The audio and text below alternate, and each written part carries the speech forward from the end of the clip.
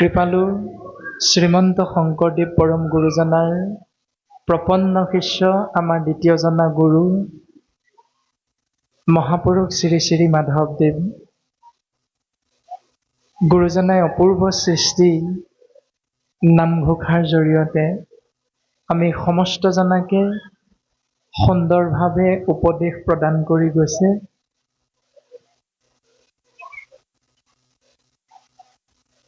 আমি সমস্তজনাই কলিৰ মলমতি মনুষ্য,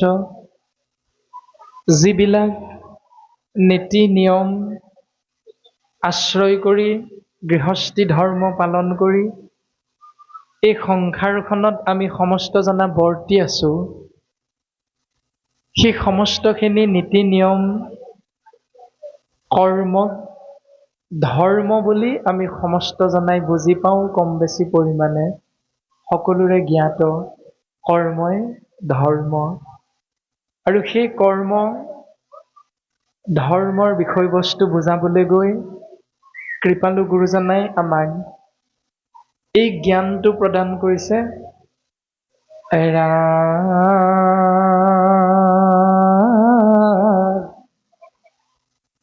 ভাৰত পুৰাণ আদি যত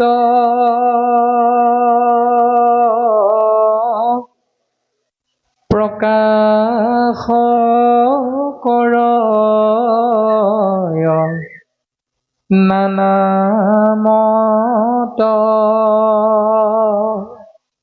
যত মহাজন খবৰ সভা মধ্যত,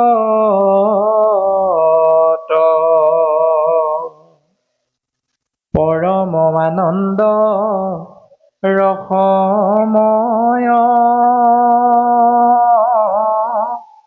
কোটি সূৰ্য সম প্ৰকাশয়। কোটি সূৰ্য সমান প্ৰকাশ কৰা মহাভাগৱত, আৰু কোটি সূৰ্য সমান পোহৰ দিয়া মহাভাগৱত, এই মহাভাগৱতৰ ৰস যেতিয়া আমি সমস্তজনা কলিৰ মনুষ্যই আশ্ৰয় কৰিম, সেয়াই হ'ল কৃপালু বঢ়াৰপো মহাপুৰুষ মাধৱ গুৰুজনাই আমাক সিদ্ধান্ত দিছে যে অন্যত্ৰ ৰসত ৰতি নাই।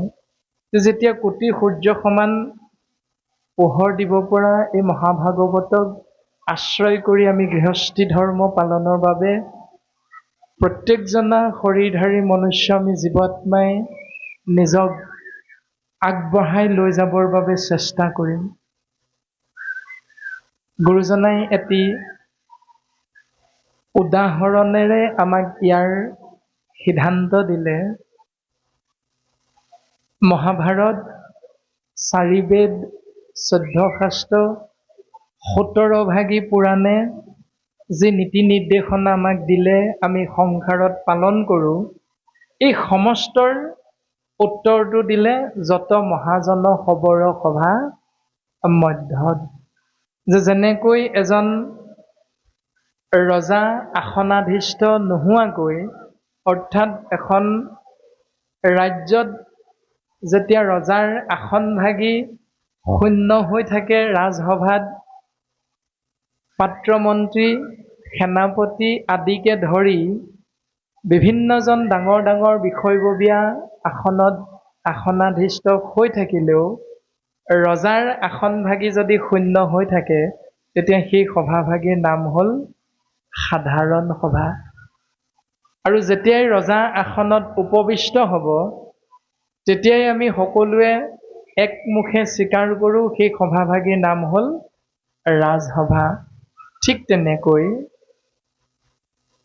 গুৰুজন বস্তুৱে আমাক সিদ্ধান্ত দিলে যে 4 বেদ 14 শাস্ত্ৰ 17 পুৰাণৰ ঊৰ্ধ্বত এক শাস্ত্ৰ, এক পুৰাণ, এক বেদ, আমি যি যেনেকৈ ভাৱনাযুক্ত হওঁ, 4খনি বেদৰ ঊৰ্ধ্বত বেদান্ত হ'ল মহাভাগৱত, 14 ভাগী শাস্ত্ৰৰ উত্তম হ'ল ভাগৱত, 18 ভাগী পুৰাণৰ ভিতৰত 17 ভাগী পুৰাণৰ শ্ৰেষ্ঠ হ'ল ভাগৱত।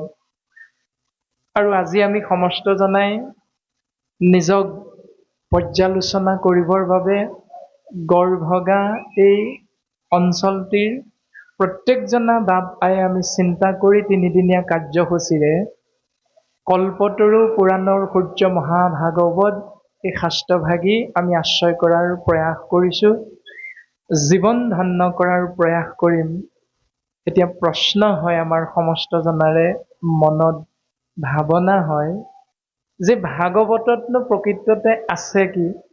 আমি প্ৰত্যেকেই কম বেছি পৰিমাণে জানো যদিও ভাগৱততনো প্ৰকৃতপক্ষে কি এনে বস্তু আছে যাৰ বাবে 4 বেদ 14 শাস্ত্ৰ 17 পুৰাণৰ উৰ্ধত বুলি ভাগৱতক কল্পতৰু পুৰাণৰ সূৰ্য মহন্ত পুৰাণ হিচাপে খ্যাতি লাভ কৰিছে আৰু আমি সমস্ত জনাই ইয়াক একমুখে স্বীকাৰ কৰোঁ, শিৰোগত কৰোঁ।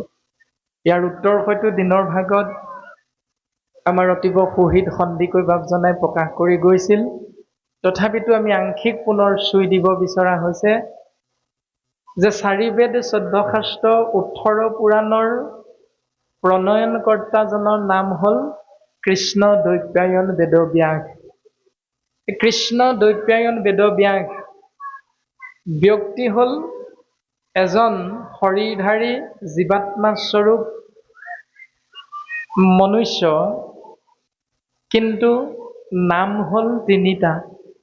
1 হ'ল কৃষ্ণ, 2 হ'ল দ্বৈপায়ন, 3 হ'ল বেদব্যাস।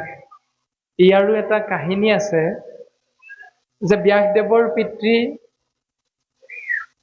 পৰাশৰ মুনিয়ে যেতিয়া যমুনা নদী পাৰ হৈ যাব বিচাৰিছিল আৰু তেতিয়াই সেই যমুনা নদীত ঘাটৈ হিচাপে যাত্ৰী পাৰ কৰাই দিবৰ বাবে এখন নাৱত এগৰাকী কন্যা বহি আছিল আৰু সেই কন্যাগৰাকী ধীবৰ ৰজাৰ কন্যা, নাম হ'ল মৎস্যগন্ধা।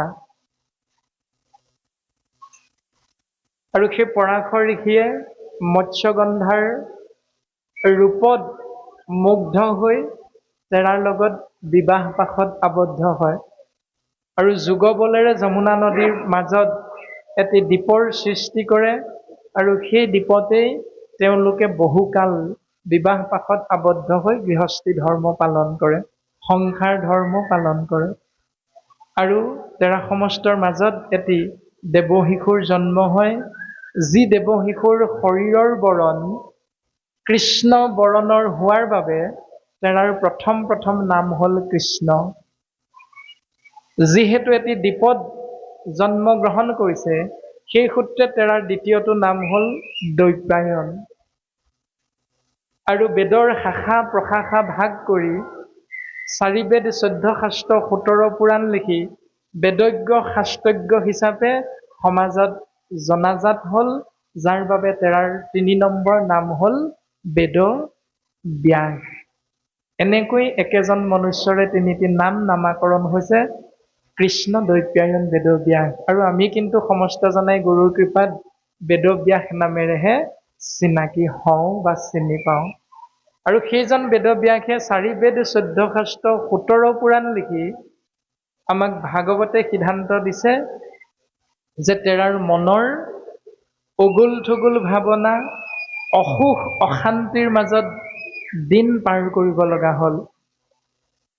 ইয়াৰ দ্বাৰা আমি বাস্তৱসন্মত এই সংসাৰখনত যদি চিন্তা কৰোঁ, আমিও শৰীৰধাৰী জীৱাত্মা স্বৰূপ মনুষ্যই আমি যিখিনি কৰ্ম ৰাতিপুৱা চকুকেইটা মেলি শুই উঠাৰ লগে লগে পুনৰ ৰাতি 10 বজাত যেতিয়া বিচনাত পৰোঁ, সেইখিনি সময়লৈকে আমি নিৰন্তৰে যি কৰ্ম কৰি থাকোঁ, সেই কৰ্মৰ দ্বাৰা আমাৰো লক্ষ্য আৰু উদ্দেশ্য এটাই, সেইটো হ'ল সুখ। আমি প্ৰত্যেকেই সুখৰ পাছত দৌৰোঁ, কিন্তু প্ৰত্যেককে যদি সোধা যায় বোলে বাপসকল আইসকল, এই সুখৰ পাছত দৌৰোতে তোমৰা হবে বাৰু সুখ লাভ কৰিব পৰা হৈছে নে নাই? এতিয়া আমাৰ প্ৰত্যেকৰে উত্তৰ এটাই হ'ব যে বিচাৰিছোঁ সুখ, কিন্তু পাইছোঁ আমি দুখ দুখ বিচাৰি কিন্তু কোনো আমি কেতিয়াও ঘৰৰ পৰা ওলাই নাযাওঁ। প্ৰত্যেকে ঘৰৰ পৰা এখোজ বাহিৰলৈ দিয়া মানে উত্তৰ এটাই, সেইটো হ'ল সুখ। এতিয়া শাস্ত্ৰৰ মাধ্যমেৰে চিন্তা কৰিলে ৰামে সুখ সুখ বুলি নৰ এনে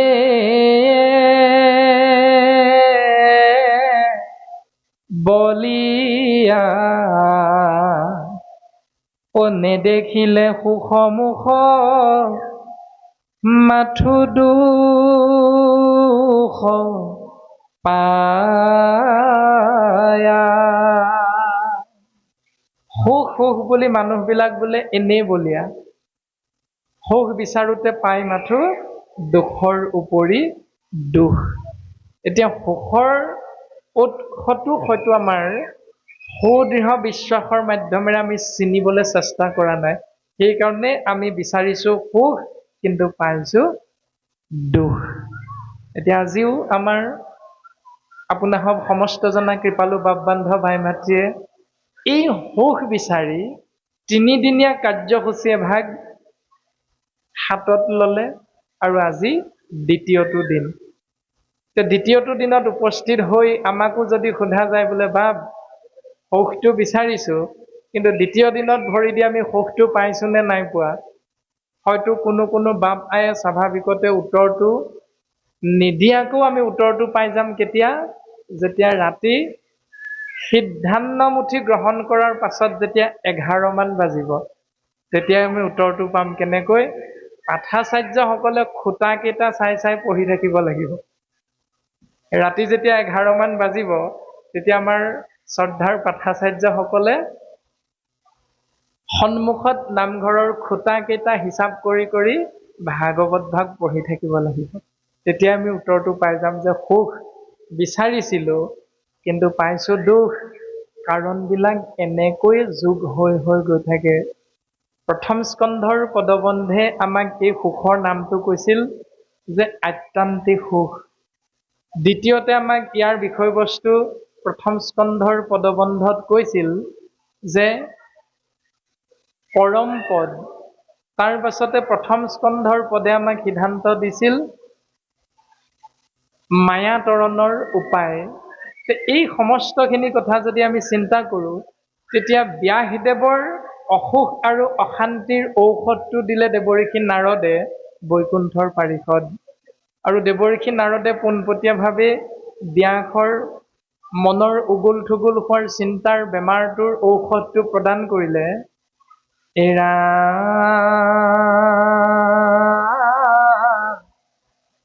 মূৰৈ উপদেশে কৰা ভাগৱত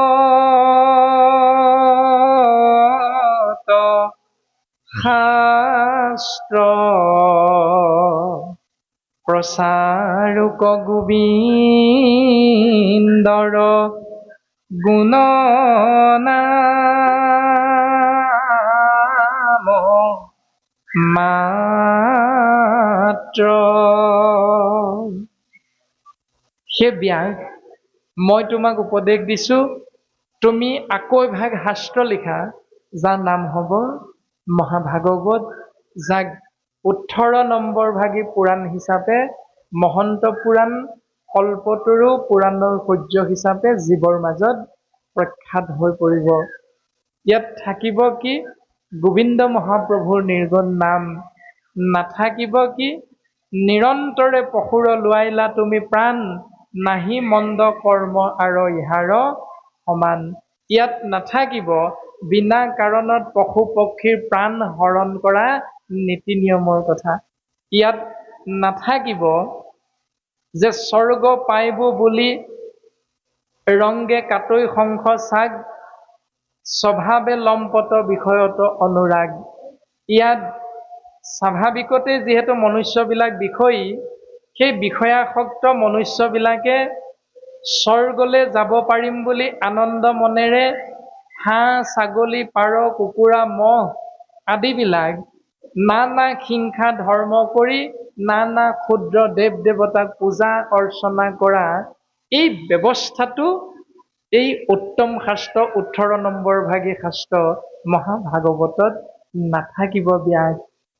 সেইকাৰণে সেই ব্যাস তোমাৰ বেমাৰ হোৱাৰ মূল কাৰণটো এইটোৱে, নকৈলা প্ৰখ্যাত কৰি কৃষ্ণ কীৰ্তনক,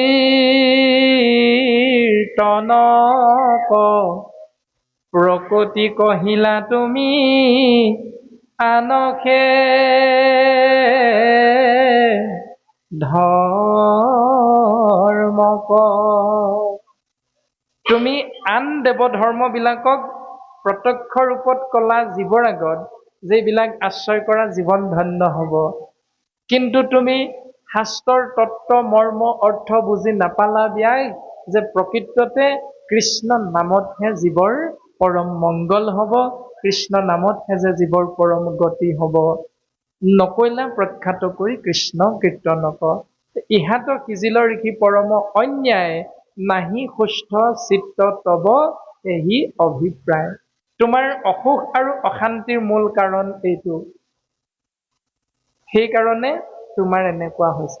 এতিয়া এই কথাখিনি আমিও যদি কলিৰ মলমতি মনুষ্যই চিন্তা কৰোঁ, তাৰ বিষয়ে মাধৱ গুৰুজনাই আকৌ এটি সুন্দৰ আমাক সিদ্ধান্ত দিছে, বচনে কেৱল মাত্ৰ হৰিত শৰণ লয়, চিত্তে আন দেৱক পূজয়, জানিবাহা কদাচিতো সিদ্ধি সিটো নলভয়, হৰি তাৰ সন্তোষ নহয়। আমি প্ৰত্যেকজনা কলিৰ মলমতি মনুষ্য আই বাপে যিকোনো এটা কৰ্ম কৰোঁতে, এঠাইৰ পৰা অন্য ঠাইলৈ আমি গমন কৰোঁতে, অৰ্থাৎ খোজে কাটলে বাক্য বচনে যিকোনো প্ৰকাৰে আমি কৃষ্ণ বুলিয়ে কওঁ, নকওঁনে বাৰু? আমি প্ৰত্যেকেই কৃষ্ণ বুলিয়ে কওঁ। কিন্তু শাস্ত্ৰই কৈছে, বচনে কেৱল মাত্ৰ হৰিত শৰণ লয়। মুখেৰে কৃষ্ণ বুলি ঠিকেই কৈছোঁ, কিন্তু চিত্তে আন দেৱক ভজয়। অৰ্থাৎ আমি যিখন বিদ্যালয়ৰ পৰা পাঠ্যপুথিৰ জ্ঞানেৰে নিজকে শিক্ষিত কৰি জ্ঞানী বুলি আমি প্ৰত্যেকেই চিনাকি দিওঁ সমাজত, সেই প্ৰত্যেকজনা আমি হৰিধাৰী মনুষ্যই বিদ্যালয়ত 1 বছৰৰ মূৰত এটি অনুষ্ঠান উদযাপন কৰোঁ। সেই অনুষ্ঠানটিৰ নাম হ'ল সৰস্বতী পূজা। এইখিনিৰ পৰা আমি আৰম্ভণি কৰিম। সৰস্বতী পূজা ভাগ কৰোঁতেও আমি কৃষ্ণ বুলিয়ে কওঁ। শিৱ মন্দিৰত যেতিয়া গৈ আমি সোমামগৈ, আহি আছে অলপ দিনৰ পাছতে শিৱৰাত্ৰি পূজা, সেইদিনাও আমি বন্তি গছ জ্বলাওঁতে কৃষ্ণ বুলিয়ে ক'ম। এতিয়া শাস্ত্ৰই আমাক এইটো শুদ্ধ নে অশুদ্ধ কি বুলি কৈছে? বচনে কেৱল মাত্ৰ হৰিত শৰণ লয়। মুখেৰে কৃষ্ণ বুলি ঠিকেই কৈছোঁ, কিন্তু চিত্তে আন দেৱক ভজয়। আমাৰ শৰীৰটোৱে কায় বাক্য মনে, বাক্যক বাদ দি কায় আৰু মনে অন্য দেৱতাক পূজা কৰিছোঁ, কিন্তু বাক্যৰ দ্বাৰা কৃষ্ণ নামী আশ্ৰয় কৰিছোঁ। তো ইয়াৰ উত্তৰ কি দিলে? জানিবাহা কদাচিতো সিদ্ধি সিটো নলভয়, হৰি তাৰ সন্তোষ নহয়। তেওঁৰ প্ৰতি হৰি কেতিয়াও সন্তুষ্ট নহয়।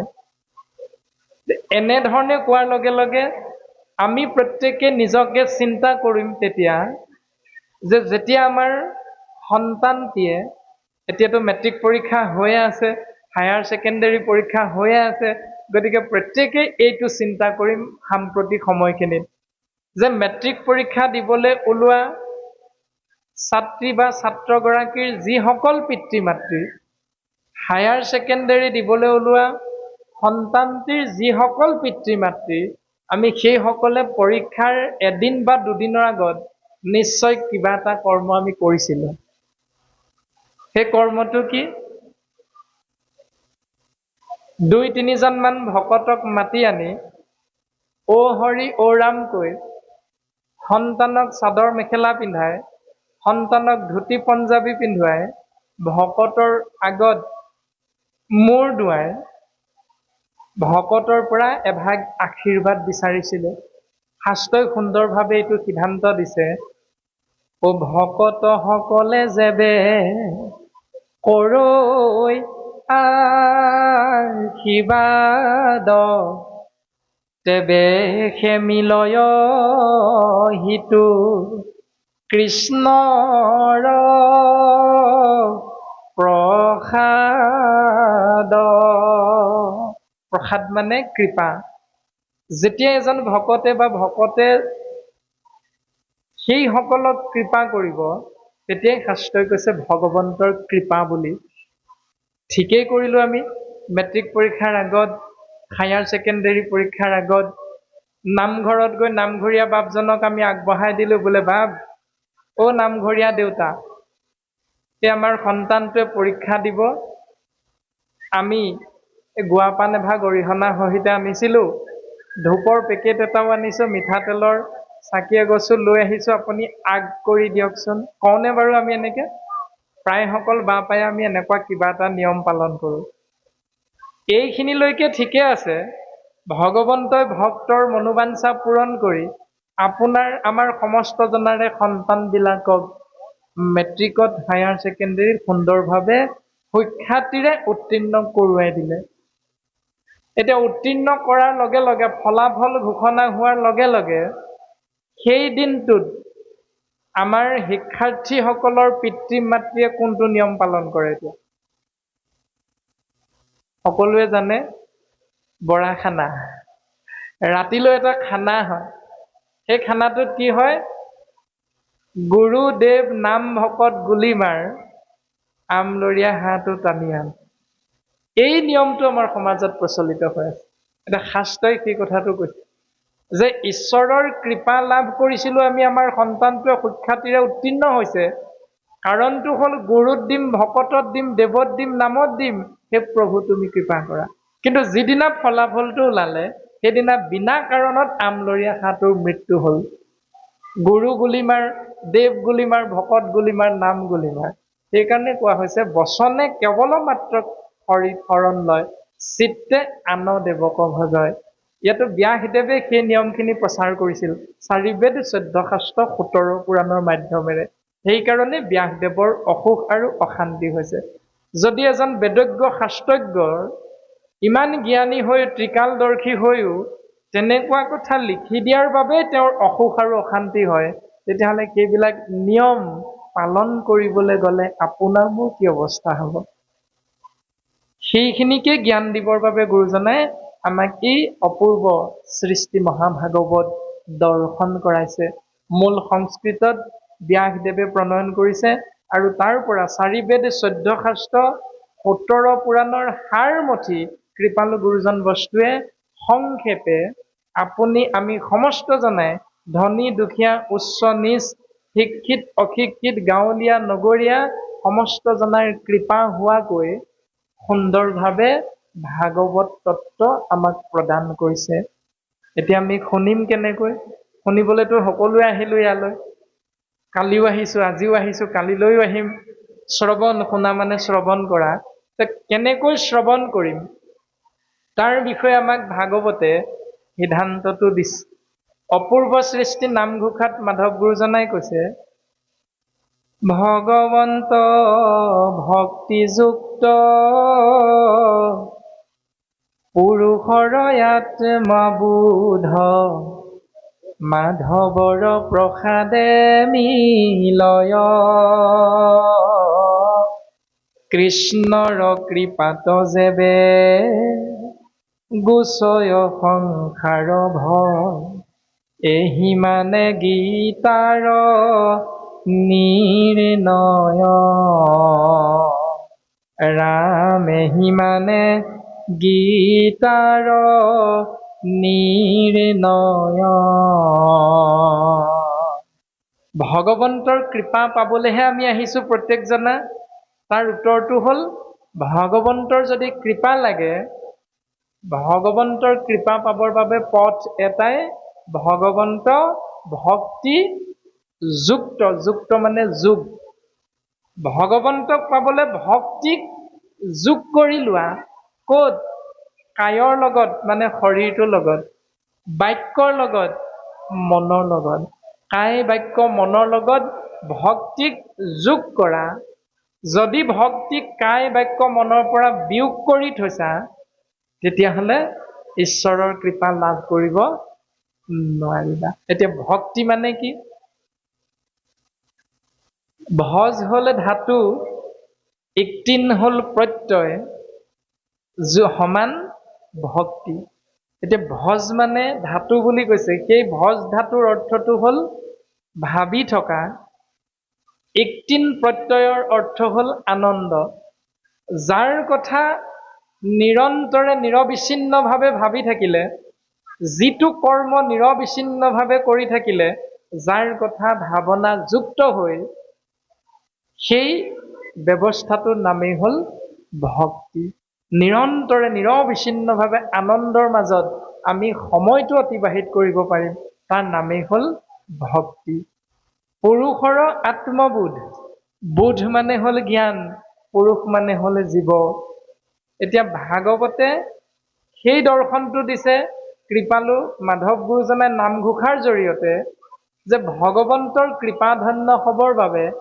তোমাৰ গাত দুখ তেওঁলোকৰ গাত দুখ এইটো দৰ্শন ভাগৱতৰ নহয় অৰ্থাৎ ভাগৱতে আমাক সহজকৈ বুজাই দিছে বোলে তোমালোক মনে মনে থাকাচোন অকণমান এইফালে বেছি হুলস্থুল হৈছে অকণমান মনে মনে থাকা ভাগৱতে এইটো দৰ্শন নাই দিয়া ভাগৱতে দিছে আমাক এইটো দৰ্শন মই মনে মনে থাকিম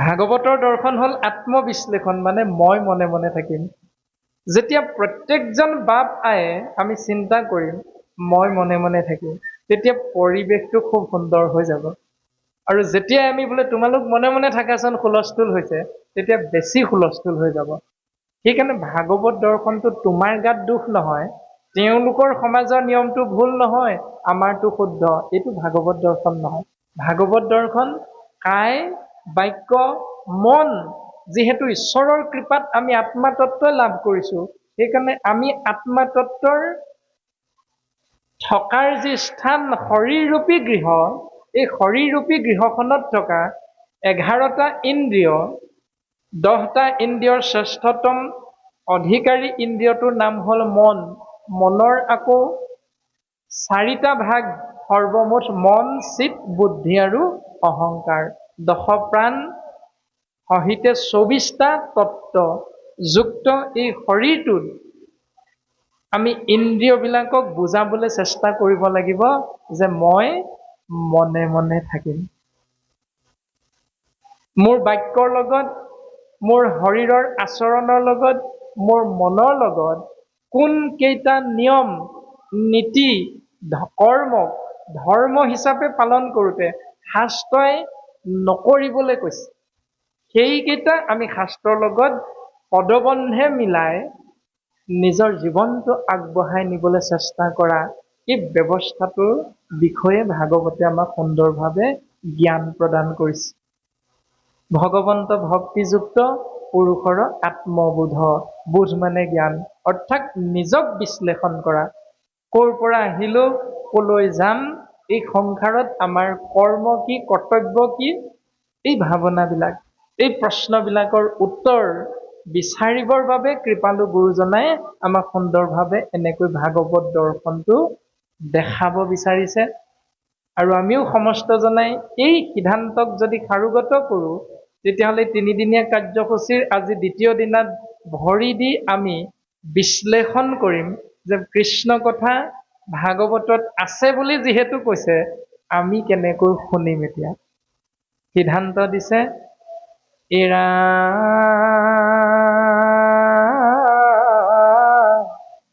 শুনা সভাসদ পদ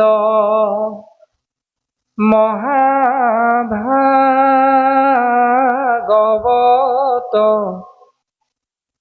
পুৰাণৰ সূৰ্য শাস্ত্ৰ শুনিও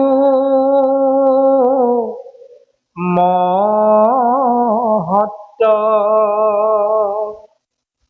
সেই সভাসদ বৰ্গ তোমৰা হবে শুনা মানে শ্ৰৱণ কৰা। প্ৰশ্নটো হ'ল কি শুনিম? উত্তৰটো দিছে পুৰাণৰ সূৰ্য মহন্ত পুৰাণ খ্যাত ভাগৱত শুনা। আমিতো ভাগৱতে শুনি আছো। ভাগৱতৰো কিবা এটা তত্ত্ব আছে, সেই তত্ত্বটো শুনা। এতিয়া সেই তত্ত্বটো কি? তত্ত্বটো কেনেকৈ শুনিম? তত্ত্বটো কিয় শুনিম? বিভিন্ন ধৰণৰ প্ৰশ্ন হয়। কিয়, কেনেকৈ, এইবিলাক প্ৰশ্ন আমাৰ হৈ যায় মনৰ মাজত। তাৰ প্ৰত্যেকটো প্ৰশ্নৰ উত্তৰ ভাগৱতে আমাক দিছে। কেনেকৈ শুনিম, কিয় শুনিম, কেতিয়া শুনিম। ইয়াৰ উত্তৰ দিছে ৰাম হুয়া এক শৰণ যিজনে শুনৈ আক পাৱৈ পৰম পদ সুখে নিস্তৰৈ মায়াক। তিনিটা বিশেষ তত্ত্ব ক'লে।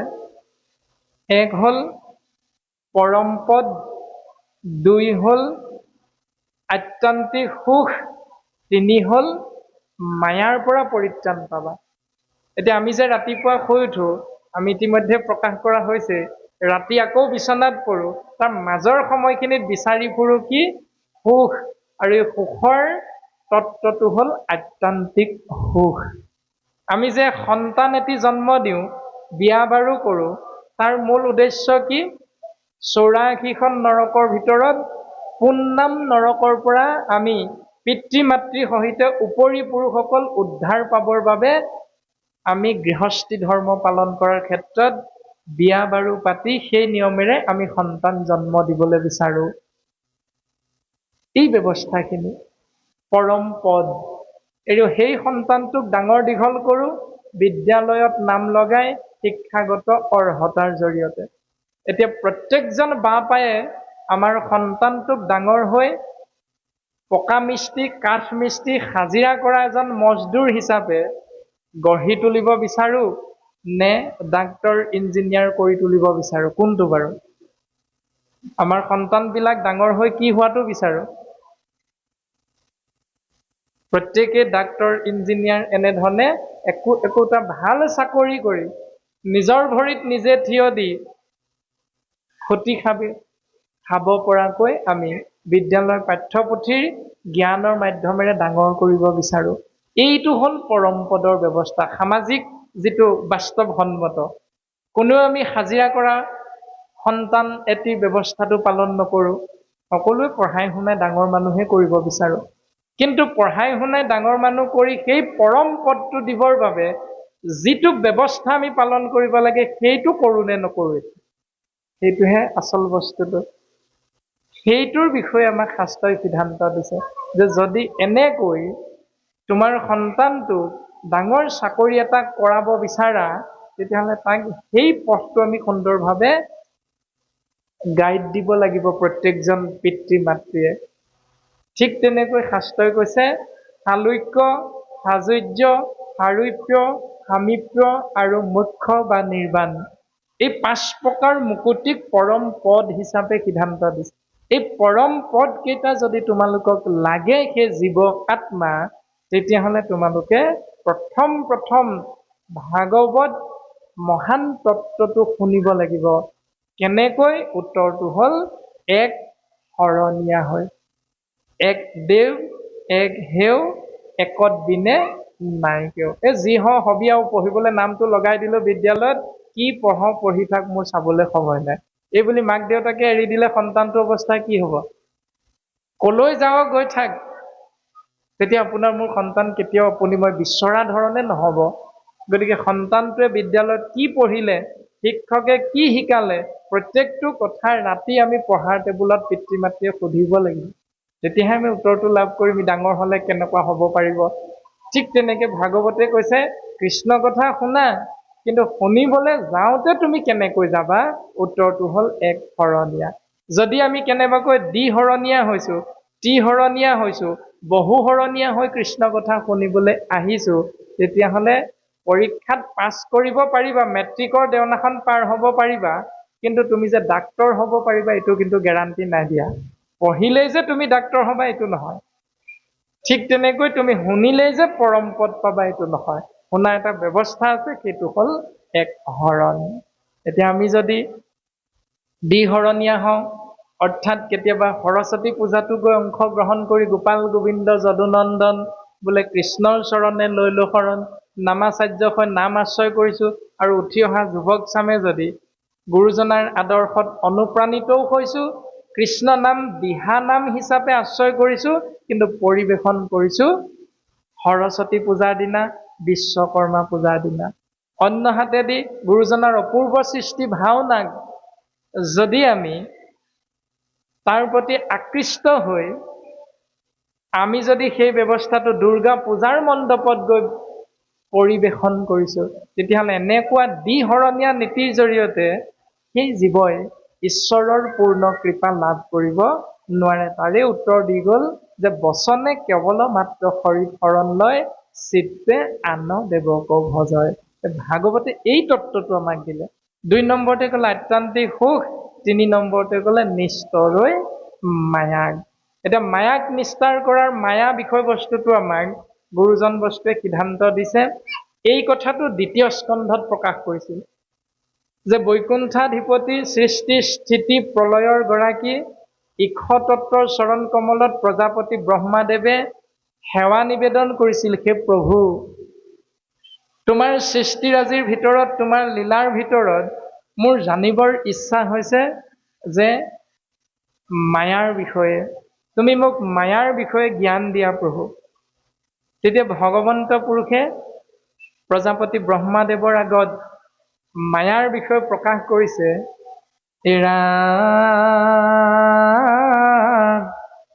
অবস্তুক দেখাৱয় বস্তু আৱৰি, হেহিটো মোহৰ মায়া জানা নিষ্ট কৰি। অবস্তুবিলাকক দেখুৱাই বস্তুবিলাকক ঢাকি ৰখাটোৱে হ'ল মোৰ মায়া প্ৰজাপতি ব্ৰহ্মা। এতিয়া বস্তু কি, বস্তু কি? আমাৰ শৰীৰটোত থকা 10টা ইন্দ্ৰিয়ৰ ভিতৰত চকু নামৰ যিটো ইন্দ্ৰিয়, এই চৰ্ম চক্ষুৰ দ্বাৰা আমি প্ৰত্যেকেই দেখি থকা সেই ব্যৱস্থাটোক বস্তু বুলি ভাবো। প্ৰত্যেকে আমি এটা শৰীৰ দেখা পাই আছো এতিয়া সন্মুখত, ইজনে সিজনক দেখিছো। সেইকাৰণে শৰীৰটোক দেখাৰ বাবে আমি প্ৰত্যেকৰে ধাৰণাটো হ'ল শৰীৰটোৱে হ'ল বস্তু। কিন্তু এদিন সেই বস্তু বুলি ভাবি থকা দেখা পোৱা শৰীৰটোৰ পৰা কিবা এটা শক্তি ওলাই গুচি যায়, যিটো আমি কোনেও নেদেখো। শাস্ত্ৰই কৈছে সেই তত্ত্বটোৰ নাম হ'ল আত্মা তত্ত্ব। সেইটো আমি দেখা নাপাওঁ কোনেও। সেইকাৰণে সেই তত্ত্বটোক আমি অবস্তু বুলি কওঁ, যিহেতু চকুৰে নেদেখো, সেইটো হ'ল অবস্তু। কিন্তু শাস্ত্ৰই সিদ্ধান্ত দিছে বস্তুৰ কেতিয়াও বিনাশ নহয়। এতিয়া আমি যদি তাক চিন্তা কৰি বুজিবলৈ চেষ্টা কৰো, দেখা পাওঁ শৰীৰটো, কিন্তু শৰীৰটো এদিন খেতি অপ মৰুদ ব্যোম তেজ পঞ্চভূতৰ দ্বাৰা যিহেতু সৃষ্টি হৈছে, সেইকাৰণে শৰীৰটো এই পঞ্চভূতত এদিন বিনাশ হৈ যায়। সেইকাৰণে ই কেতিয়াও বস্তু নহয়। আৰু যিটো নেদেখো নাম হ'ল আত্মা তত্ত্ব, সেই আত্মা তত্ত্বৰ কোনোদিন বিনাশ নহয়। সেইকাৰণে নেদেখিলো বুলিয়ে সি অবস্তু বুলি যে ভাবো, প্ৰকৃততে শাস্ত্ৰই কৈছে সি হ'ল বস্তু। আৰু ইয়াকে একেবাৰে সহজ ৰূপত কৃপালু গুৰুজনাই প্ৰকাশ কৰিছে এনেধৰণে, ৰাম পঞ্চভূতি দেহা কেখে মায়া বুলি কয়, তৰ নৌপায় গুৰু সেৱা কেখে কয়। এই পঞ্চভূতি শৰীৰটোৱে হ'ল মায়া, আৰু এই মায়াৰ পৰা পৰিত্ৰাণ পোৱাৰ একমাত্ৰ উপায়টো হ'ল গুৰু সেৱা। এতিয়া আমি যে ৰাতিপুৱাই ইফালৰ পৰা সিফালে ঢাপলি মেলো, ঘূৰি আহি যে কওঁ হেৰা মোৰ আজিৰ দিনটো বৰ দুখেৰে গ'ল, কিন্তু ওলাই যাওঁতে সুখ বিচাৰি গৈছিলো, ঘূৰি আহি কলোহি দিনৰ দিনটো কৰ্ম কৰিলো, কেৱল দুখৰ উপৰি দুখ পালো। কাৰণটো কি? পঞ্চভূতি দেহকেহে মায়া বুলি কয়, তৰণ উপায় গুৰু সেৱাকেহে কয়। অৰ্থাৎ গুৰু সেৱাৰ মাধ্যমেৰে আমি কৰ্মটোত আগ নাবাঢ়িলো। সেইটো হ'ল ব্যৱস্থাটো। আমি সুখ বিচাৰোতে দুখ পোৱাৰ মূল কাৰণটো সেইটো। আমি নামঘৰত ৰাজহুৱাভাৱে প্ৰত্যেকে হয়তো এবছৰৰ মূৰত সেৱা কৰোঁ, কিন্তু শাস্ত্ৰই কৈছে যে নিৰন্তৰে নিৰবিচ্ছিন্নভাৱে তুমি গোবিন্দ মহাপ্ৰভুৰ নিৰ্গুণ নাম গুৰু সেৱাৰ মাধ্যমেৰে আশ্ৰয় কৰা। এই অভ্যাসটো কৰিবলৈ চেষ্টা কৰা। যদি ৰাতিপুৱা শুই উঠি, আমাৰ প্ৰত্যেক ব্যক্তিৰে কিছু কিছু নিয়ম আছে, ৰাতিপুৱা শুই উঠি চকু মেলি বিচনাতে আইগৰাকীয়ে গৈ বাপজনাক লাল চাহ একাপ দিয়ে, আৰু যাক ইংৰাজীত কোৱা হয় বেড টি, বিচনাতে চাহকাপ খোৱা, এনেকুৱা নিয়মো আছে। তাৰ পাছতে শুই উঠি মুখখন ধুইয়ে লাল চাহকণ দে, এই বুলি কয় আমি গাঁৱলীয়া, দেটো বেছিকৈ চলে, তইটো বেছিকৈ চলে, সেইকাৰণে লাল চাহ একাপ দে। গতিকে সেই লাল চাহকাপ খোৱাৰ পাছতহে কিবা এটা কৰ্ম কৰিম। এনেকুৱা ব্যক্তিও আমাৰ মাজত আছে যিসকলে ৰাতিপুৱা শুই উঠি মুখ হাত ধুই বাহিৰ ফুৰি গা পা তিয়াই গুৰু সেৱা কৰাৰ পাছতহে ঠাণ্ডা পানী এগিলাচ খায়, যিটো ব্যৱস্থা গুৰুজনাই সংস্কাৰী ব্যৱস্থা বুলি আমাক সিদ্ধান্ত দিছে। বাকী যিখিনি পালন কৰোঁ সেইখিনি হ'ল অসংস্কাৰী নীতি নিয়ম। এতিয়া অসংস্কাৰী নীতি নিয়ম কৰ্মক যদি ধৰ্ম বুলি পালন কৰি আমি জীৱনটো আগবঢ়াই নিওঁ, তেতিয়া তেওঁ ঈশ্বৰ পুৰুষৰ পূৰ্ণ কৃপাৰ পৰা বঞ্চিত হ'ব। কিন্তু যিজনে সংস্কাৰী জীৱনৰ মাধ্যমেৰে জীৱনটো আগবঢ়াই নিবলৈ চেষ্টা কৰিব, তেওঁ এখোজ দুখোজকৈ ঈশ্বৰ পুৰুষৰ পূৰ্ণ কৃপাৰ পাত্ৰৰ বাবে গতি কৰিব পাৰে, যাক পৰম গতি হিচাপে শাস্ত্ৰই আমাক দৰ্শন কৰাইছে। গতিকে মায়াৰ পৰা পৰিত্ৰাণ পোৱাৰ উপায়টো হ'ল গুৰু সেৱা। এতিয়া সেই গুৰু সেৱাৰ মাধ্যমেৰে আমি প্ৰত্যেকজনে জীৱন আগবঢ়াই নিছো নে নাই নিয়া চিন্তা কৰাটো অতীৱ প্ৰয়োজন। এতিয়া গুৰু সেৱাৰ মাধ্যমেৰে জীৱন অতিবাহিত কৰাটোৱে শাস্ত্ৰই আমাক সংস্কাৰী জীৱনৰ ব্যৱস্থাটোৰ কথা প্ৰকাশ কৰিছে। আৰু এই জ্ঞানটো আজি আমি 60 বছৰত 70 বছৰত ভৰি দি এই গড়ভগা প্ৰাথমিকৰ যিভাগি নামঘৰ অঞ্চলটোৰ বাপ আইসকলৰ দ্বাৰা নিৰ্মিত এই নামঘৰ ভাগিত আজি উপস্থিত হৈহে বুজি পাইছো নেকি এই জ্ঞানটো? সেইটোও নহয়। ইয়াৰ বিষয়ে আমাক জ্ঞান দিছিল বিদ্যালয়ৰ পাঠ্যপুথিত। জ্ঞানটো কি দিছিল আপোনাৰ সৰ্বজন বিদিত, যে এজন ৰজাই যেতিয়া এখন নিজৰ ৰাজ্যখনত প্ৰজাৰ খবৰ বা বাতৰি ল'বৰ বাবে যেতিয়াই ঘোঁৰাত উঠি ৰাজ্যখন পৰিদৰ্শন কৰিছে, তেনেতে ৰজাৰ পিয়াহ লাগিলত পিয়াহত আতুৰ হৈ এঘৰ গৃহস্থীত সোমাইছে, আৰু সেই গৃহস্থী ঘৰত বান্ধি থোৱা এটা ভাটৌৱে ৰজাজনক দেখি কি বুলি কৈছিল আপোনালোকে জানে? ধৰ ধৰ মাৰ মাৰ। আৰু ৰজাজনে তাৰ পাছত সেই ঘৰ গৃহস্থীৰ পৰা ওলাই গৈ অন্য ঘৰ গৃহস্থীত যেতিয়া প্ৰৱেশ কৰিলে, সেই গৃহস্থী ঘৰত বান্ধি থোৱা ভাটৌটোৱে কৈছিল আহক বহক। তাতেই সংস্কাৰটো পাঠ্যপুথিত আমাক প্ৰত্যেককে শিকাইছিল। আমি ক'ব নালাগে যে আমি আজি 90 বছৰত ভৰি দিহে এইটো জ্ঞান পাইছো। পাঠ্যপুথিতেই আমাক সেই জ্ঞানটো প্ৰাথমিক পৰ্যায়তে প্ৰকাশ কৰিছে। তাৰ পাছত সিদ্ধান্ত দিছে যে দুটা ছাগলীৰ জৰিয়তে এখন নদীৰ ওপৰত এডাল সাঁকো, আৰু সেই সাঁকোডালত দুফালৰ পৰা দুটা ছাগলী উঠি গৈছে। দুইটা ছাগলীয়ে সাঁকোডালৰ ওপৰত উঠি নদীখনৰ মাজমজিয়া যেতিয়া পালেগৈ, দুইটা ছাগলীয়ে প্ৰকাশ কৰিছে যে মই সাঁকোডালত প্ৰথম উঠিছিলো, সেইকাৰণে মই পাৰ হৈ যাম, তই পাছলৈ যা, মোক পাৰ হৈ যাবলৈ তই বাটটো এৰি দে। আৰু ইফালৰ পৰা অহা ছাগলীটোও প্ৰকাশ কৰিছে তোতকে মইহে আগত উঠিছিলো, সেইকাৰণে তই মোক বাটটো এৰি দে।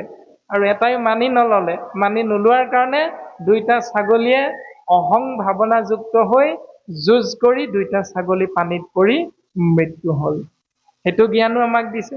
তাৰ পাছতে আকৌ দুটা ছাগলী সেই সাঁকোডালত আহিল, দুইটা ছাগলীয়ে সুন্দৰভাৱে মিলা মিছা কৰিলে, যে তুমি আগত আহিলা যদিও আহিলা, মই আগত উঠিছিলো যদিও উঠিছিলো, কোনো কথা নাই, মই বাৰু অকণমান বহি দিছো খাৱলি, তুমি মোৰ ওপৰেদি পাৰ হৈ যোৱা। এনেধৰণে দুইটা ছাগলী নিজৰ নিজৰ বাটত গুচি গ'ল। আৰু সাম্প্ৰতিক সময়ত ছচিয়েল মিডিয়াত আপোনাৰ হবে এটা বিশেষ আলোচনা হৈ থকা দেখিছে, তৰ্ক বিতৰ্ক এটা।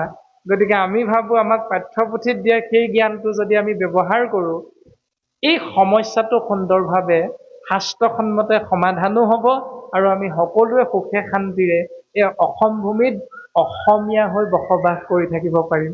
গতিকে শাস্ত্ৰই আমাক সেই দৰ্শনটো দিলে।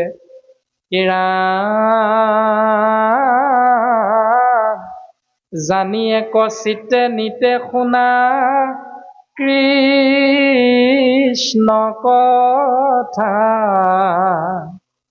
ইহেন মনুষ্য জন্ম নকৰিও বৃথা। এই পৰম সত্যটো জানি লৈ একচিত্তে কৃষ্ণ কথা শুনা। এতিয়া আমাৰ সমস্যাটো ক'ত আছে?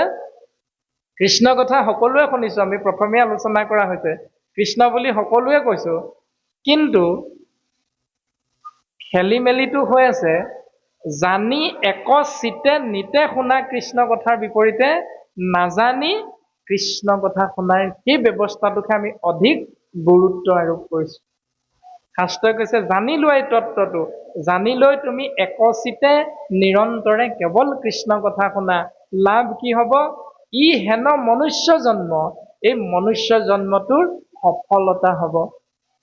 যদি নজনাকৈ কবলৈ কলি কৈ দিলো আৰু কৃষ্ণ বুলি, এই ব্যৱস্থাটো তত্ত্বটো বুজি নলৈ কেৱল খেলি মেলি, যিটো আমাক গীতা শাস্ত্ৰত প্ৰকাশ কৰিছে যে মিখলাই কৰা পূজা ঘোঁৰাৰ শৃংগাৰ, শৃংগাৰতে সুখ নাই কটি ভাংগে তাৰ, যেন শিমলুৰ পুষ্প পৰি থাকে তলে, কেহিমতে অভক্তৰ দ্ৰব্য নলওঁ সকলে।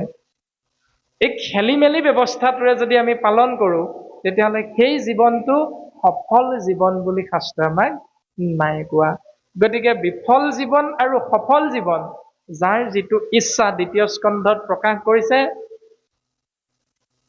যে হেন জানি অভিশপ্ত পৰীক্ষিত ৰাজাৰ আগত মহামানী শুকগুৰুৱে কৈছে, হেন জানি যাৰ ইচ্ছা মুখ্য সৰ্বথা, পৰীক্ষিত তেবে শুনিও কৃষ্ণ কথা। হে ৰাজন পৰীক্ষিত, এই তত্ত্বটো জানি লৈ যিসকলে ভাবে আমি পৰম পদ পাব লাগে, তেতিয়াহ'লে উত্তৰটো হ'ল সেইটো, কেৱল কৃষ্ণ কথা আশ্ৰয় কৰা, নিৰন্তৰে নিৰবিচ্ছিন্নভাৱে জানি বুজি লৈ। কেতিয়ালৈকে আশ্ৰয় কৰিম? কৈত কেতি ক্ষণে পৰে ইহেন শৰীৰ, বিজুলী চমক যেন জীৱন অথিৰ। আমাৰ এই শৰীৰটো কোনদিনা এই সংসাৰৰ কোন স্থানত আমি এৰি থৈ যাব লাগিব কোনেও আমি নাজানো, কোনেও গেৰাণ্টি দিব নোৱাৰো। যিখন গাড়ী মোৰ মই বুলি ভাবিছো, যিডোখৰ মাটিক লৈ আপুনি মই অহং ভাৱনাযুক্ত হৈ বহি আছো এইখন সংসাৰত, সেই ডোখৰ মাটিত আপোনাৰ মোৰ শটো, মৃত শৰীৰটো হয়তো আপোনাৰ মোৰ পুত্ৰসকলে খৰি দিবলৈ নাপাবও পাৰে। কোনডোখৰ মাটিত আপোনাৰ মোৰ শটো জ্বলাই দিবলগীয়া হ'ব সেইটো আমি কোনেও নাজানো। গতিকে কৈত কেতি ক্ষণে পৰে ইহেন শৰীৰ, এই শৰীৰটো কোন সময়ত, কোনদিনা, কেতিয়া, কেনেকৈ এই সংসাৰ এৰি আমি যাবগৈ লাগিব আত্মাতত্ব আমি কোনেও নাজানো। সেইকাৰণে সিদ্ধান্ত দিছে, প্ৰাণ বন্ধু কৃষ্ণৰ চৰণে দিয়া চিত্ত, কৃষ্ণ গুণ নাম ইকে পৰলোক বিত্ত। বিত্ত মানে ধন।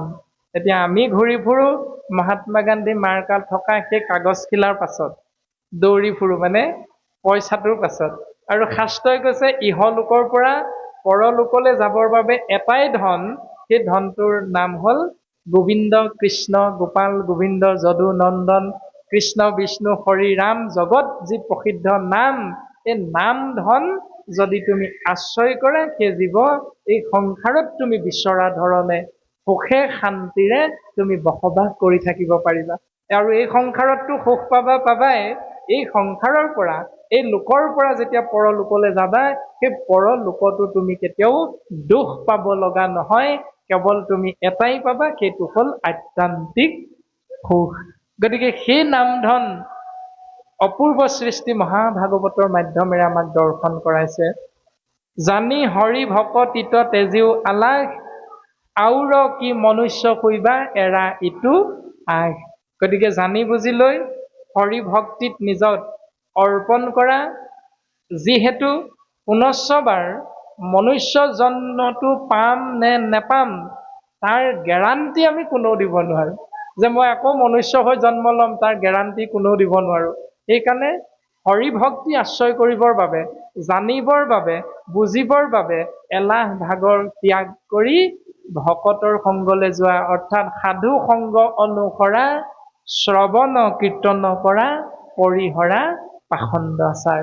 শৰীৰৰ লগত, মনৰ লগত, বাক্যৰ লগত যিবিলাক পাখণ্ড যুক্ত চিন্তা ভাৱনা যোগ হৈ আছে, এইবিলাক অনতি পলমে ত্যাগ কৰা আৰু ভকতৰ সংগত, সাধু সন্ত মহন্তৰ সংগত গৈ কৃষ্ণ নাম সত্য বস্তুক আশ্ৰয় কৰা আৰু জীৱন ধন্য কৰিবলৈ চেষ্টা কৰা।